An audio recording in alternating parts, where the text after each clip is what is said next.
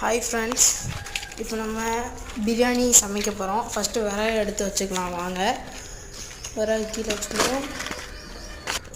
இந்த அடுப்பை யூஸ் பண்ணி தான் நம்ம சமைக்க போகிறோம். இது வந்து இரும்பு அடுப்பு வச்சாச்சு. இப்போ நம்ம தேவையான காய்கறி பூண்டு, வெங்காயம், தக்காளி, பச்சை மிளகா, ஜிஞ்சர், பூண்டு இதெல்லாம் நறுக்கியாச்சு.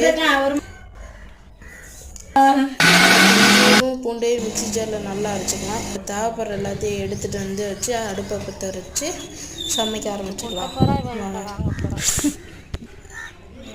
எண்ணெய் ஊற்றிக்கலாம்.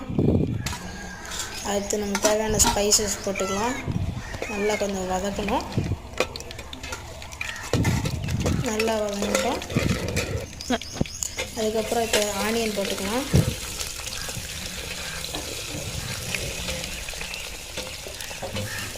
ஆனியன் 4 ஆனியன் கிட்ட நான் யூஸ் பண்ணியிருக்கேன்.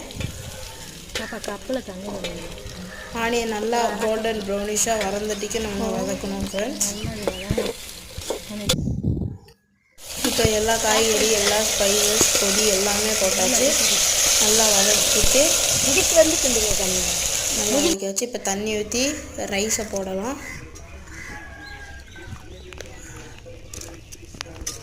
ரைஸை போட்டாச்சு.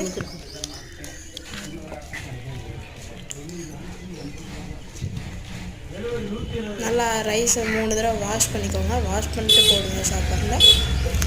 நான் போய் கிடக்கிற பாத்திரத்தை விளக்கி வச்சுட்டு வரேன்னா இப்போ லைட்டாக புழிஞ்சு வச்சுக்கலாம். அதுக்கப்புறம் தம் போட்டாச்சு.